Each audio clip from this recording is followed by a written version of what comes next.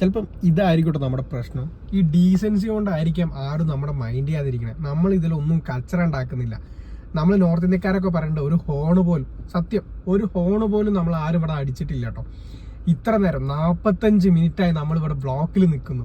ഞാൻ ഇന്നും കാർ എടുത്തിട്ടായിരുന്നു ഇറങ്ങിയത്. ആവശ്യം ഉണ്ടായിരുന്നു ഓഫീസിലേക്ക് കാർ എടുക്കണ്ടേ. എനിക്ക് മനസ്സിലായി ഇനി ബൈപ്പാസിൽ കാർ എടുത്ത് വരാൻ പാടില്ല.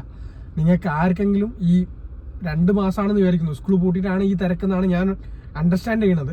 അതോ ഇനി വേറെ എന്തെങ്കിലും ഇഷ്യൂസ് ഉണ്ടോ എന്ന് എനിക്കറിയില്ല.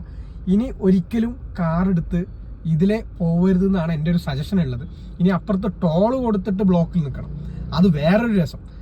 എങ്ങോട്ടാണല്ലേ എന്തായാലും നമ്മൾ ആരും പ്രതികരിക്കുന്നില്ല എന്നുള്ളതാണ്. എനിക്ക് തോന്നുന്നു ഒരുപാട് വീഡിയോ ഇട്ടിട്ടുണ്ട്, ഇതിൽ ഇതുവരെ ഒരു തീരുമാനമായിട്ടില്ല. ഏകദേശം 10-15 ദിവസമായി ഇപ്പൊ ഇങ്ങനെ നമ്മുടെ ബ്ലോക്കിൽ പെട്ടിരിക്കുന്നു. ആരും എന്താ പ്രതികരിക്കാത്തതെന്ന് എനിക്ക് മനസ്സിലാവില്ല. ഒരാളും ഹോണടിച്ച് വെറുപ്പിക്കണ്ട, അത് ഓക്കെ, വേറെ ആൾക്ക് ന്യൂസൻസ് ആണ്. പക്ഷെ ഇതിലെന്താ ഒരു തീരുമാനം എടുക്കാത്തതെന്ന് മനസ്സിലാവുന്നില്ല.